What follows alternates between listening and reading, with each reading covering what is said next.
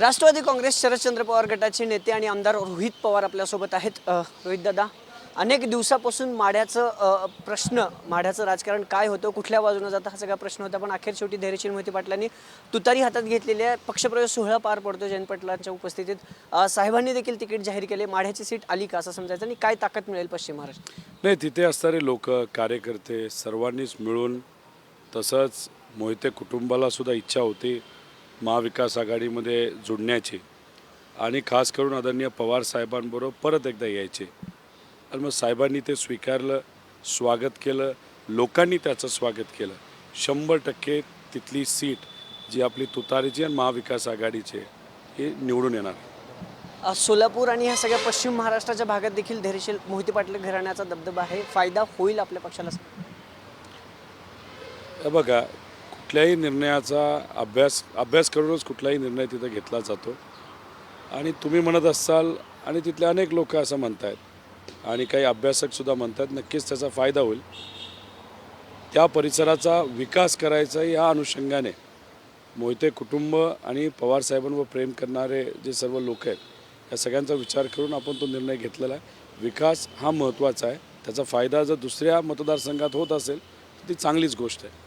आता मुंबईतनं आज सकाळी खरं तर एक धक्कादायक बातमी समोर आली होती. सलमान खानच्या घराच्या समोर गोळीबार झाला. 4 राऊंड्स फायर करण्यात आले. जिथून सलमान खान हात करत होता तिथे देखील एक गोळी बाजूला लागलेली आहे. कसं बघता, राज्यात कायदा सुव्यवस्थेचा प्रश्न पुन्हा निर्माण झाला असं वाटतं? भाजप ज्या दिवसापासून सत्तेत आलेलं आहे त्या दिवसापासून एकच नारा लोकांच्या मनामध्ये घुमत आहे, तो म्हणजे अबकी बार गोळीबार.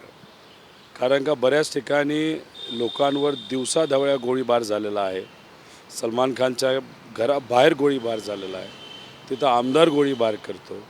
काही इतर आमदार हे तिथं बंदूकचा वापर करतात. ठीक आहे, त्यांच्यावर केस नाही झाली ती वेगळी गोष्ट आहे. पण हे जे काय चाललं आहे या महाराष्ट्रामध्ये ते परवडणारं नाही. आणि हा आत्मविश्वास गुंडांचा का वाढतो आहे? कारण का डायरेक्ट ॲक्सेस नेत्यांना गुंडांचा झालेला आहे. मंत्रालयात गुंड जातात, CPला भेटताना गुंड रील काढतात आणि मग ह्या सगळ्या गोष्टी झाल्यानंतर धाडस जरा गुंडांचं जास्तच वाढलं आहे. आणि भीती अजून अशीही वाटते लोकसभेच्या इलेक्शनमध्ये महायुतीचा प्रचार करण्यासाठी नाहीतर धमकावण्यासाठी गुंडांचा खूप मोठ्या प्रमाणात वापर केला जाईल. दादा, साहेबांची पत्रकार परिषद झाली पुण्यात. खरं तर NCP ऑफिसमध्ये साहेबांचं एक विधान आलं आणि त्यानंतर राज्यभरातून जी टीका आहे ती आता थेट साहेबांवरती टीका केली जाते आहे की पुरोगामी साहेबांनी असं बोलायला नको पाहिजे होतं. तुम्ही ते विधान ऐकलं असेल, पण सुरुवात अजित पवारांनी केलेल्या विधानापासून झाली होती. नाही, अजितदादा बोलताना असं बोलले की तुम्ही निवडून देताना वडिलांना दिलं, मग मुलाला दिलं, मग मुलीला दिलं आणि नंतर सुनेला आता तुम्ही निवडून द्या, असं काहीतरी ते बोलले.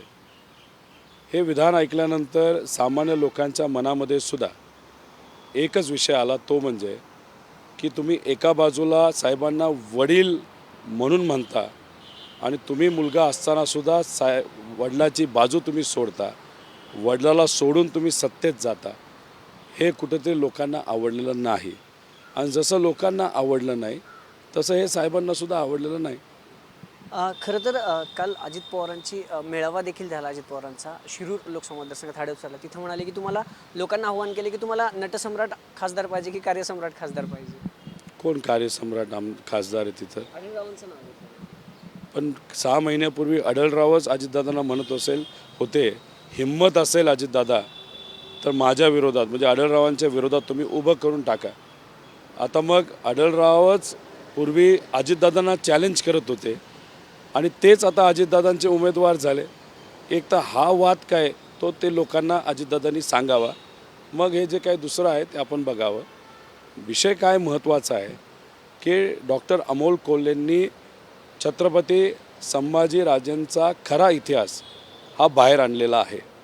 आणि हा खरा इतिहास बाहेर आल्यामुळे भाजप आणि RSS यांना हा विषय आवडला नाही आणि त्या अनुषंगाने कुठंतरी भाजप एक वेगळ्या पद्धतीचं विष पेरण्याचा प्रयत्न करत आहे. दुर्दैव असं त्या प्रयत्नामध्ये अजितदादासुद्धा पाठिंबा देत आहे.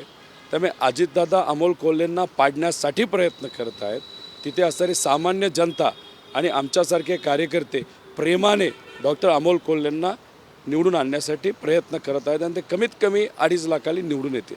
तर एक शेवटचा प्रश्न, महाराष्ट्रात प्रचाराच्या सभा होत आहेत, दिल्लीवरनं नेते येतात का? अमित शहा आले होते खरं तर, आणि अमित शहानी सभेत असं म्हणलं की केवळ मुलीच्या प्रेमामुळे आणि मुलीच्या प्रेमापोटी राष्ट्रवादी फुटली.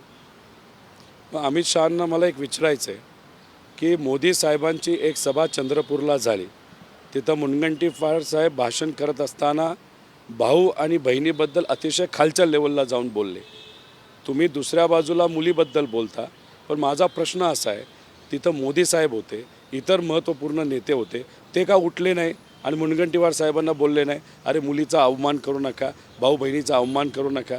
त्यामुळे ते काय राजकीय दृष्टिकोनातून बोलतात याच्यापेक्षा बहीण भावाबद्दल खालच्या लेवलला जाऊनसुद्धा त्यांचे नेते त्यांच्या उमेदवाराला शांत बसवत नाही, हे आम्हाला पटत नाही. कॅमेरा पर्सन सुशांत राऊतसह अभिजित पोते, TV9 मराठी, पुणे.